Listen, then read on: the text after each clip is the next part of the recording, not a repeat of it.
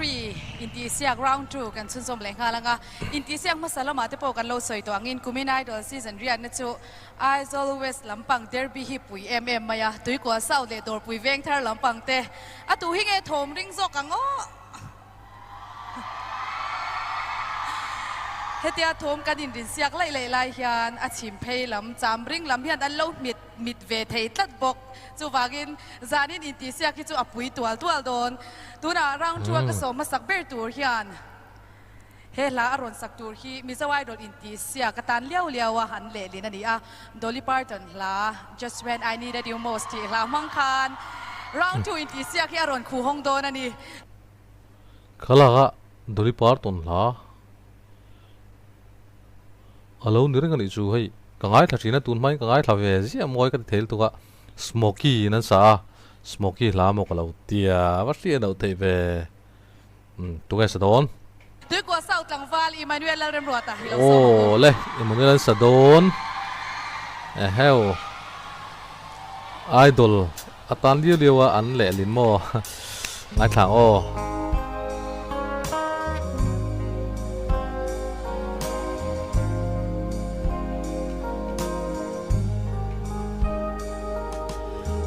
rua pui dan rua lo thiên lai lung lian sang in min ngai lo ten liam ta mo dona sing arang ka vai chel din zai reng kerel thei lo nang ai sui lung le azua zel ni tinin Quando che Dio ci chiama lei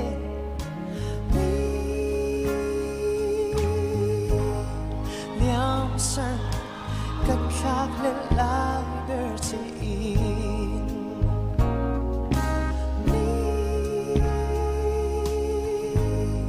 liam san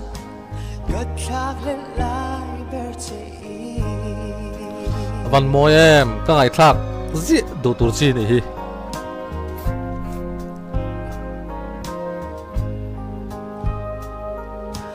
golan ni chua tiarin thai koi thu di lanin khoya chuan ve ang che mo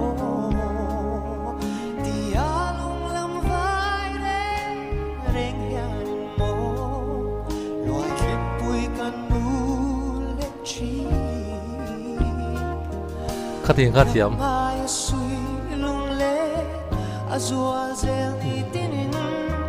quando che Dio ci chiama lei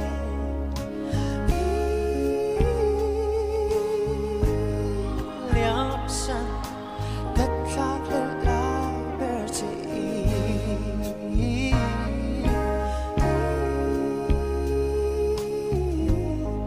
liam san cất khắc lên lại bờ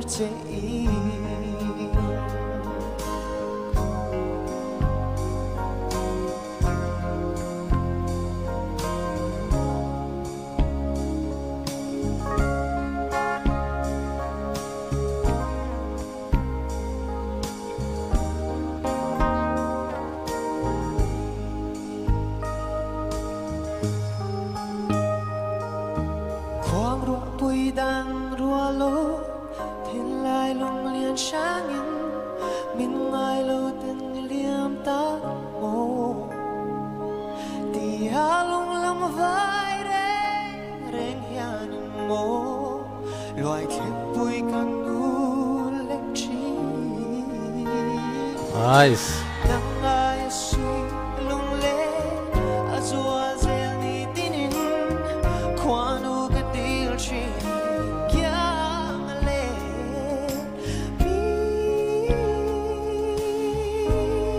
liam san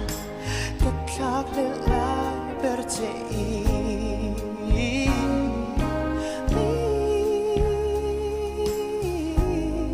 liam san cất khắc lên lại bờ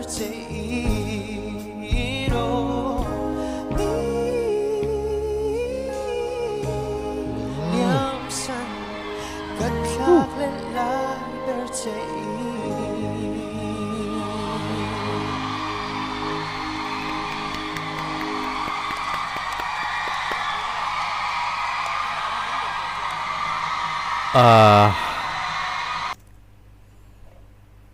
van moi em hey o control thiam ka dia Justin silar lal pain di khadik chia hey vai ho chuan in sare gama pa anti thina hey tiang kha tiang lampang kha ani beng chu silar a thiam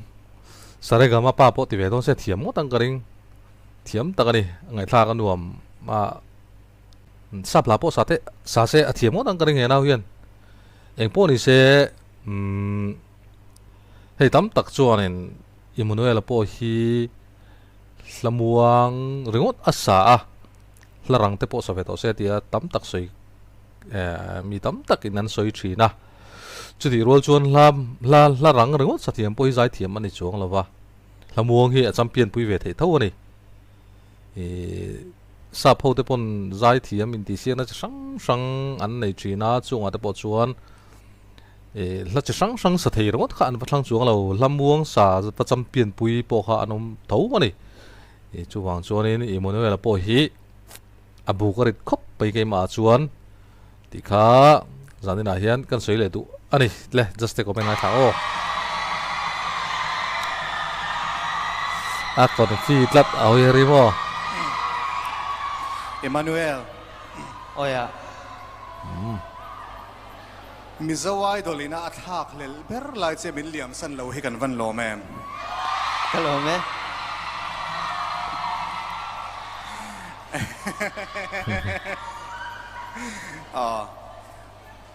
arta hian ziak lo dan kan von tlan thin chu dan om love ti hi ni thina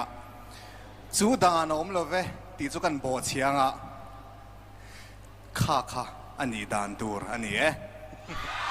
hello me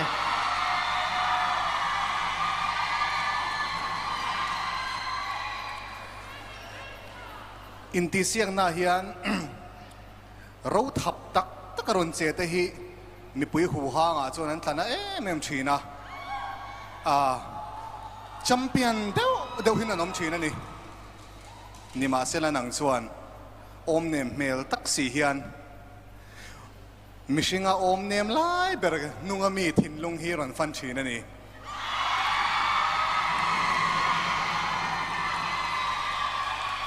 chu mi tam takina an nei lo le an thak le mem quality ni nang chuan iron nei thin hi kawan lom tak em kan ti nge lo me hello me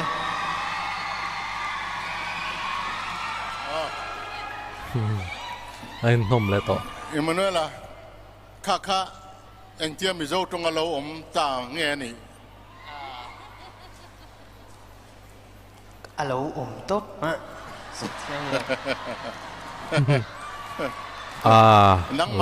nang ma ni let ling nghe in ta tang deu nghe ni atira chuan ke man ka khoi ma sabera han ti la ka khoi han ti kha moi lo ka shelawa chuan anuwa athu kha athiam deuh hlek pu chora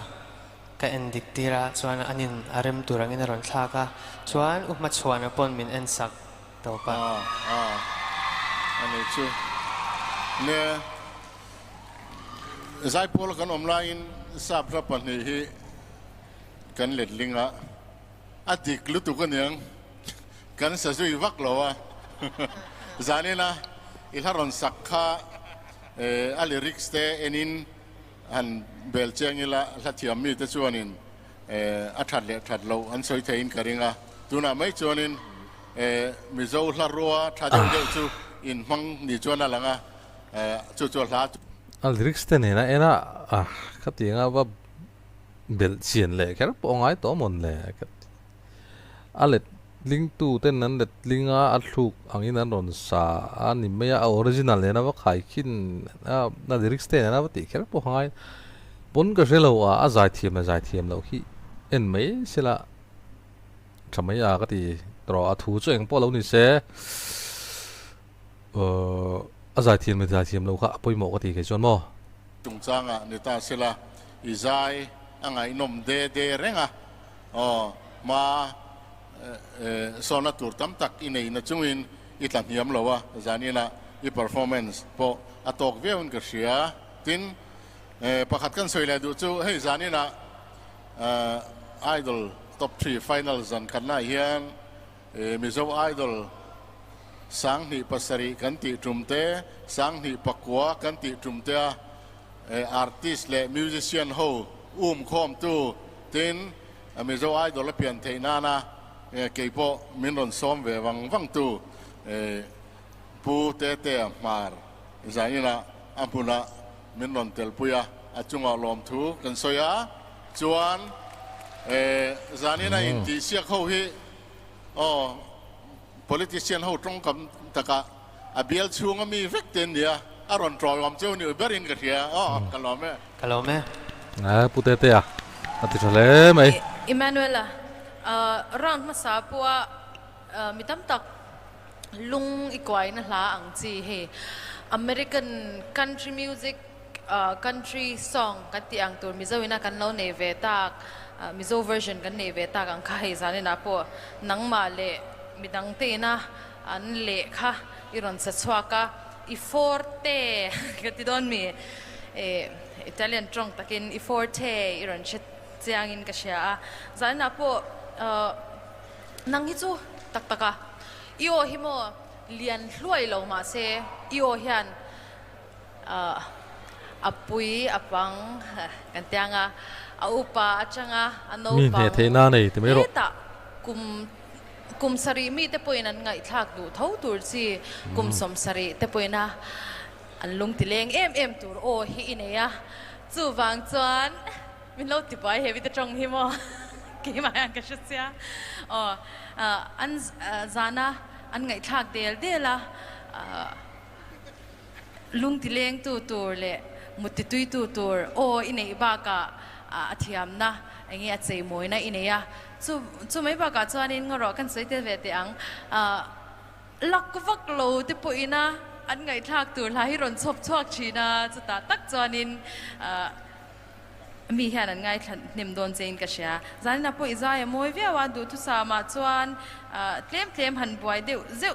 zeu inei na chu ka sia ka soi lopanga ma se a whole package ha chuan izai le itzia le miron chop kalau se ver na he ne ke zo na boy zo na po kalome Emmanuel ni china han puzawan chang le deu ro ti che katro I chan le deu zia khatuna han ron lang ta chia in ka sia kalome nang ma lung le hey mit ka men phallo ka ti thinna kha aron let le ni mit ka lo meng phal le to lawa amoi lu tuwa chuanin izai hi ngai thak pe reng chini donin ka sia tu na mi ngat phei ka chu ka lo ngai tua hey mo zau reels vela te reels vel tur khan hanan kat lenga background nal deu tun lai mi zoram khwa moi ro tun lai mi zoram khwa moi ro puisi tro background vel hanan mang lenga khang te ka lo dream na salu tu ni chu chuanin hey Mizo Idol hi iwahan ti hlu em kati ni chu mo khatia nga ngai thak tur miron chwa chop saka kha alu kati ni chuanin kan comment hun ber na chan po karon ti du mai thea top na bik ta ka hi hei tu na ka thu soi tur hi zau winen kan lo soi zeu ni china po apoi mo don hian ka sia nak tu le zana te po ka lo soi man lo pal ta kin tu na hian ka soi dua hei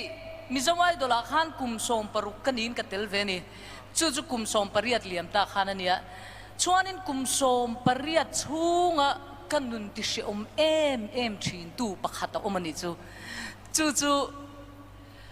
YouTube teron oma Facebook teron oma comment sang te kan share china hi chu anu deu tiang chi te mo min kap na sa thei em ani ma se ka hi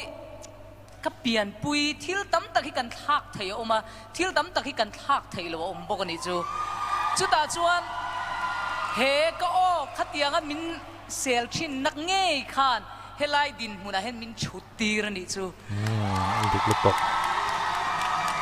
khovela hian Emmanuel hi อันละเปียงไงเราชิมอันเปียงเละโตไงโดนเราบอกว่าจูวางินเซลน่ะอ่านกาติปอีเราตงเดียวทีนั่นนี่ปอินนังมาค่ะจักตัดละโมมีเซลน่ะวางินจักเราไงเราละนังมาอิชัดน่ะเบอร์วางขันลมเฮลัยมุนาเฮียนยอเซียลวางแต่ขันลมเฮลัยมุนานี่รอนดินเทติโรอิชัดน่ะลำคีร์เจลละโอ้มาลำหุนตันจูวางินโอ้จูกันสวยล็อกนรอเซอิไซทะลุตุก lom tak zet lutuk tuk adik cia soi dik lutuk ya mizo hi chu do ai chu kan trong the ma ani bikin mi pa te inen fi kan ngai mai chi ai mai social media pai chuan kan rak tam kan soi lo tu kan soi tam inen fi tlang teng u ti kha top nan war de kan lo soi velok ani chu le khati kha Emmanuel zai kan react te chu ni ya ti ra tanga top phlenga lo thlir tu te chunga lom thu ka soi mol mole zawai mang thavek ule